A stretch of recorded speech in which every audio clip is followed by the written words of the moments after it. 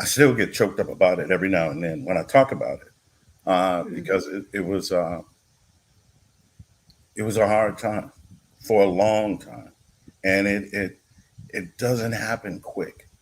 It's over a period of time of things that began to happen that turn your life negative. Then your thought pattern began to go sideways, and you began thinking negative, and you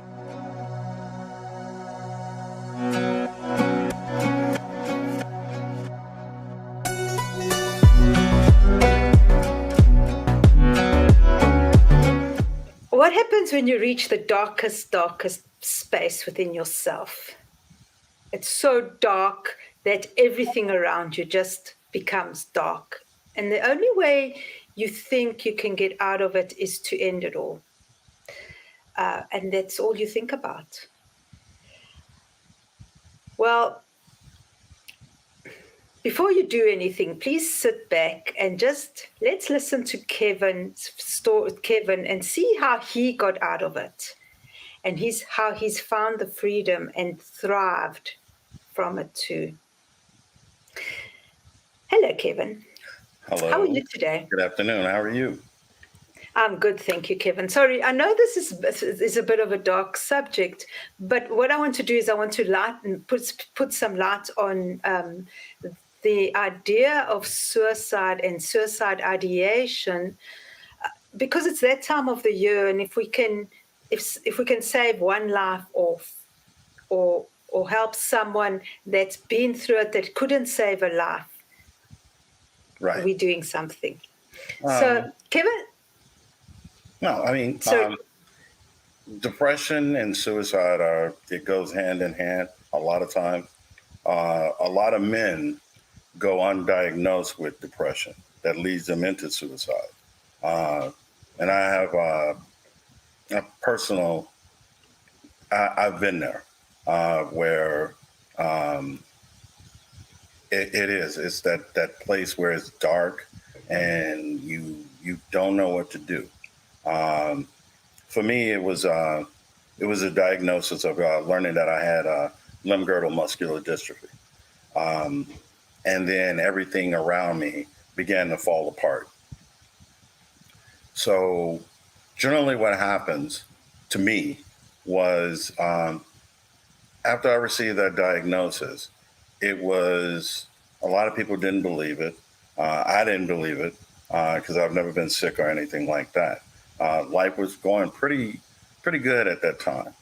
Um, but after receiving that diagnosis, it seemed that everything flipped upside down.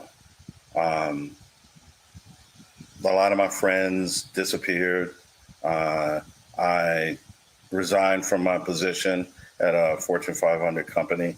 Um, and I found that I was left with three little kids to try to take care of, all while trying to figure out my disability, what comes next, how are we going to survive, what's going to happen to me.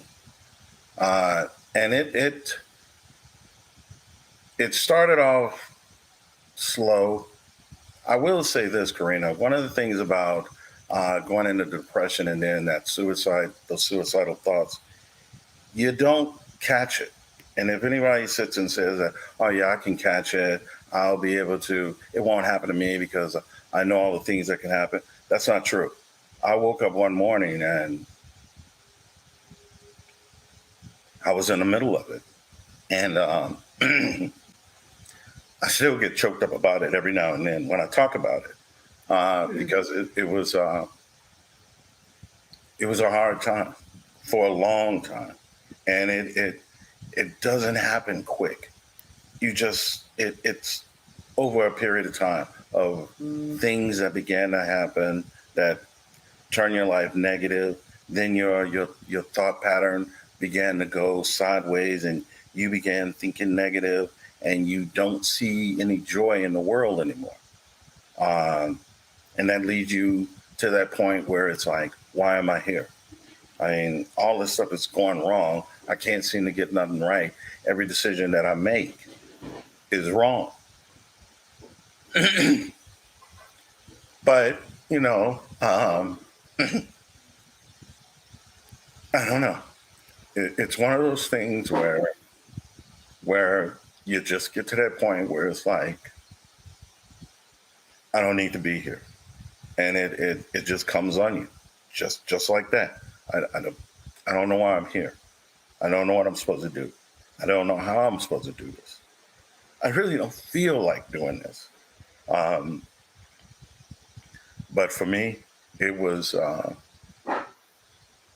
it was a diagnosis. I went to my doctor one day for a checkup, and she had been my doctor for a couple of years. So she was like, started asking me a couple of questions. I wasn't thinking about it. I thought it was a regular checkup. And she told me, she was like, you have clinical depression. And I was like, what? And yeah, you have clinical depression. I mean, I would like to put you on some antidepressants, get you into counseling. And my first manly decision was, no, I'm not doing that. No, no, I'm not getting on any medicine. I'm not going to see any counselors because what are they going to tell me that I don't already know? And so I did. I'm not doing it. And so I remember going home and thinking about everything she told me, um, Mm-hmm. and all the questions she asked. And I'm like, I got home and I seen my three kids, and I was like, man, have I? I know it's hard for me to get out of bed at times. And I know that when they're not around or when they were at school, it was me just wheeling around in this wheelchair, just like, oh God, what have you done to me? You know, I'm half a man, I'm less than a man. You crippled me pretty much. Um, and I found myself going right back into that chain of thought again. Then I realized that, okay, she was right. Now, I, for me, I did not do the counseling. I don't know. I see now that it was wrong. I should have, because the problem with not speaking to anyone about this is that you keep it to yourself, and that is Okay. the absolute worst that you can do. You Can need. I? No, go ahead. I want to just keep that thought for a moment. Do you want to? So, do you? At that point, you were saying about. Do you want to get that? No, hold on. I'll take care of that right now.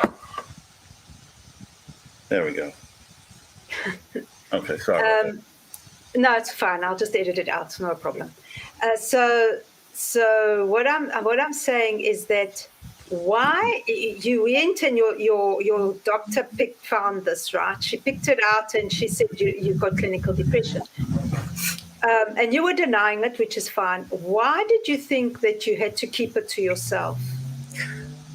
Um, it's that pride. That's what it was. It was that thing of I didn't want people to see me as being weak. I didn't want people to see me as being broken. It was I was already dealing with the fact that people were saying it, people were acting upon it that because of my disability now I'm in a wheelchair. They kind of made me feel like I was broken then. So uh, this seemed like one more thing to add to that I didn't want to add to it. So my initial response was, no, just keep it to myself. I can do this. I'm a man. I'll figure it out. I'll man up, and whatever got me going down, I'll figure out how to pull myself up. So and again, I will say that is the wrong attitude about this. You only prolong it. That's what happens. You prolong it to a point of where there may not be a point of return. Uh, I consider myself lucky when it comes to that. That things fell into place. I was able to turn it around. So what happened? What happened when? Because we know that you refused help, and you said, "You know what? I can do this. I don't need people to help me." What was the turnaround? What happened? What was the point of no return when it was like, do or die? Excuse the pun. It's either I do this or I die, and you chose life. Yeah. And it was the fact that my kids only have me. And a lot of people don't have that option like I did. But I had the option of looking at them and seeing that I'm all that they have. And that if I go down this route, what will happen to them? And so for me, it became that thing of, okay, started reading books, listen to podcasts, started, listen to audiobooks to try to turn my mindset around because I knew that was the part that was hurting me the most. It was how I was seeing myself. And I began working on that. I realized that I needed to get a life. I needed to get friends. I needed to, find a job, try to get back to work, try to do something that gave my life meaning other than what I was believing it to be. So that's what I began doing. I started journaling, which turned into writing, and I began writing it down. And then slowly people began to gravitate toward me. And that helped. I was able to talk to them because this time the people that gravitated toward me were friends that really were concerned about me, that were genuinely concerned about me and my well-being, and that helped. And that's the path that I took. It was, when I felt like I was slipping, I could call a friend and speak to her about some of the things that was going on, and she would pray over me and give me guidance and stuff like that. And I began, journaling even more to try to get all those feelings out and onto paper. And well, it helped. It helped a lot. I wound up not needing to have any medication. I wound up losing that feeling of lost. Because for a long time that's what it felt like. It was like I had been in the shadow of so many people that I lost myself and I lost that light. And now I was finally coming into being who I needed to be, the person I wanted to be, not something else. And it became my mission to become the best person that I can be for me, then for my kids. And that's the route. That's the route that I took. But I will tell you, that's not easy either, because it's when you get to that point of no return and feel like you want to take your life, pulling back from that is very hard, because it's always a tug that always keeps nagging you every now. If any little thing goes wrong, it's right back there to haunt you. And so you have to be just as relentless, and you got to restate all of the positive things that's going on, all the things that you're trying to do, even if you're not fully complete with stuff. You're doing it. You're making an effort to go forward, and you got to keep reminding yourself of that, because depression is relentless, and you have to be just as relentless about life in order to survive it. And that's my philosophy on that. You got to look at all the things that make the world beautiful and make your world beautiful. You got to find spaces in your life that you can create beauty, that you can build things, that you can when things get bad, that you can go to, that gives you that serenity to, well, I can deal with this another day, instead of just wanting to give up, because you got one shot at this life. That's all you have, and it is what you make of it. And I've become an advocate of that too, making my life as ideal as I possibly can for me. So. Well, thank you, Kevin. I just I love that, and I just have to mention here, because this is obviously not the first time we've met, right? Right. We've already done two podcasts together. I'm going to link them in the description box. But I'd like to just an observation before we continue is the growth that I see, and the viewers will see, and the listeners as well. If you look at the first podcast we did together with Dino, and then we did another one, and now this one, you have just like you have bloomed, for the want of a better word, like, and you can see that light, and that change of perspective has made such a big difference. So I just wanted to add that as a side note, because it's really beautiful to see, and that's another thing that's so beautiful to see with these shows. So on that note, I'd like to just go back for a moment and speak about what advice would you give your children, for example, who would be looking at their dad and seeing the darkness. We're just going to go back when you were in this depression and didn't know how to get out, seeing the darkness in your face and the desolation within you. What advice would you give them? Because I mean, a lot of times, as parents and loved ones, spouses, children, whoever, we look at people with depression and we think like, I don't know what to do. And even if we've experienced it ourselves, I mean, the children haven't, but I know I have, you still don't really know what to do because it's such an individual thing. Right. But what would you say? Well, see, again, I'm the father of 4 boys and 1 girl. Wow. They're all above 19 now, and so they have witnessed my darkest hours. And I know, looking in their face, they didn't know what to do. They did the best they could. They made me laugh. That's what they know to do. But when I think about them, one of the things that I am in the process of doing is I found purpose. In the darkness, I found a purpose that I need to share.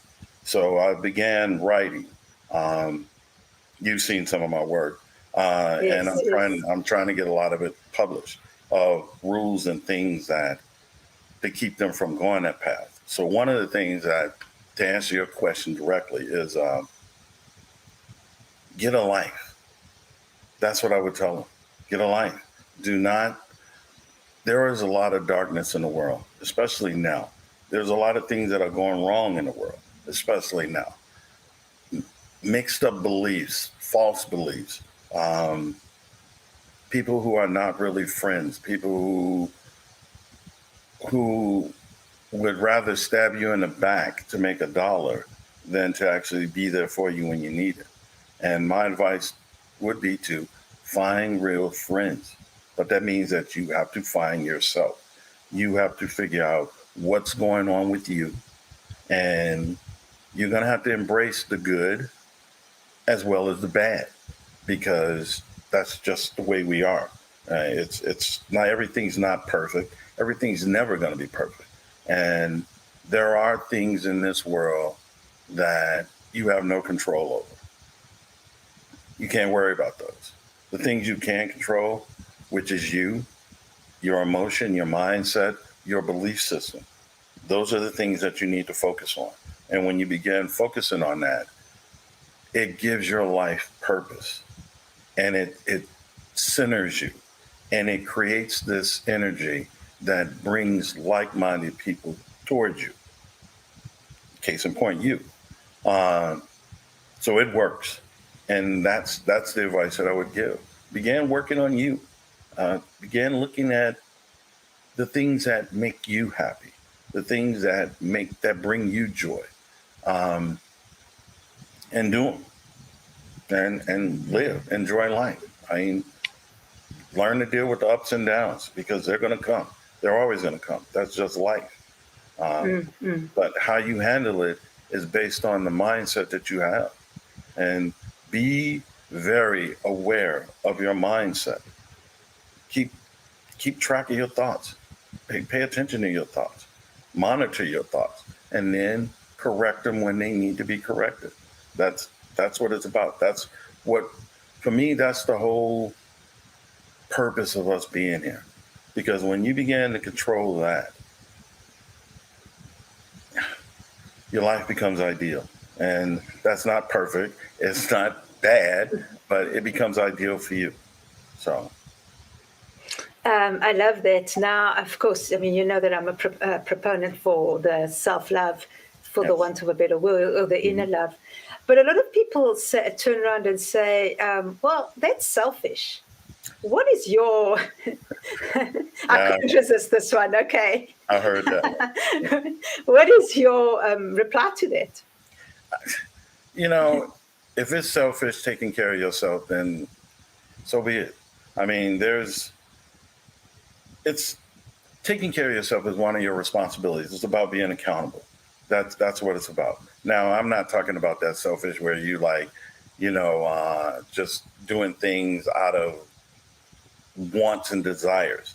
Not talking about that. I'm talking about actually being accountable for your life, your thoughts, and the actions that those thoughts can create. That's what it's about. Then that's not selfish. That's being respectful for you. That's being respectful for the people around you, and that makes for a better society. I mean, it just makes me chuckle about that because, again, I really have to reiterate that we live in a world now where that seems to be not the norm. People being accountable for their actions or accountable for the things that they put out or the content that they put out. It's like, yeah, whatever. I made $1 off of it, and whatever. But no, it's not selfish. It's not selfish at all. It's selfless because you're taking care of yourself, which frees you up to be available to help someone else. Because this burden that's been lifted off my shoulder has allowed me to be more of an advocate and more of me to be here right now speaking about this, to point someone else in the right direction. So. I love that, Kevin. I just want to go back to something that I was thinking came up while you were speaking. That's great because I agree with that, because that's the only way we have to be the change to change. How do you tell someone that's how would you tell yourself or someone that's in the deepest, darkest thrones of depression what you just said?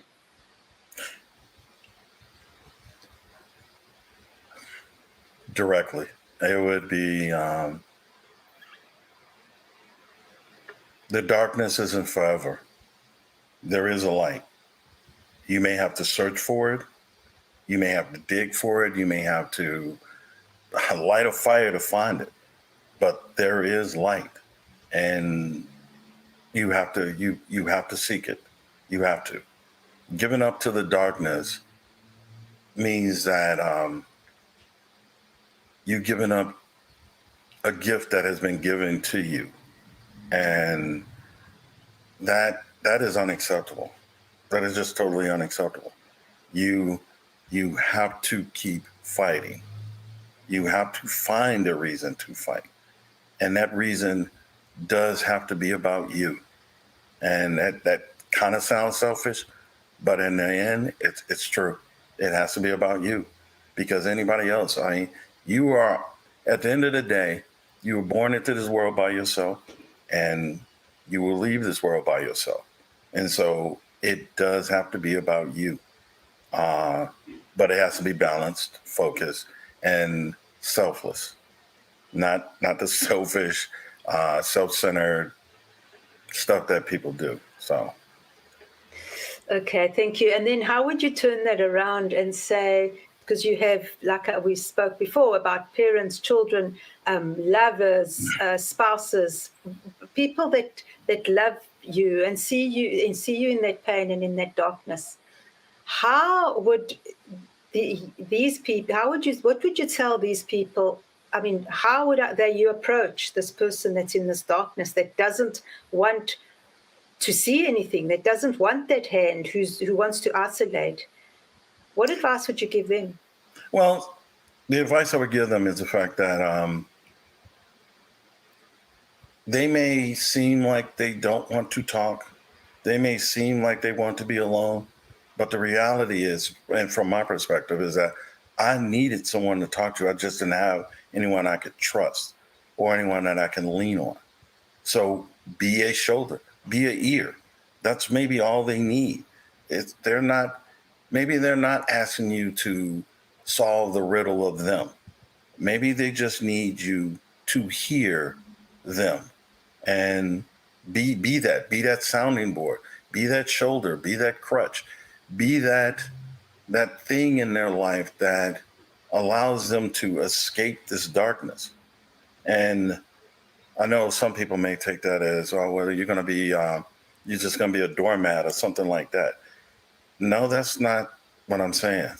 What I'm saying is that be kind, pay attention to them, be empathetic to what is actually going on in their life, and be there for them. That's the best solution. So. Thank you, Kevin. So just one last question before we go is, looking back at that time in your life with all that darkness, can you see a blessing within it right now? Can I repeat that one more time? Can you see any blessings that, do you feel that Yes. that in some roundabout way was a blessing in your life? That experience? It brought me to here. It brought me to this point. It made me become the person that I've always wanted to be. That's someone that helps others. I was never. I mean, in my career, I was a manager, so managers get a bad rap, but I was a pretty good manager. But when I lost that, I felt to myself that I lost that ability to help others. And this darkness made me find that again. It made me understand me a lot more. And the blessing in that is that it made me a better communicator. It made me a whole lot more empathetic. It opened my eyes to all the possibilities of things that I can do that I didn't believe I could do. And so the blessing in that is that, like I said from the beginning, it brought me to a place where I'm learning to be my idyllic self. And this feels good. It's a whole lot better than before. I feel free. I feel confident. And I feel able. And so, there was a blessing in that. And that should be the thing that a lot of people seek too. So. Wow, that's a beautiful way to end this. Thank you so much, Kevin. Thank you to everyone. Thank you for all your beautiful insights, and thank you to everyone else who sees this. And may you find insights, and may you find the light within that you need. Thank you. Thank you, everyone. Thank you, Kevin. We will see you soon. Thank you, Carina. Thank you for inviting me. Thank you. Bye for now. Bye-bye.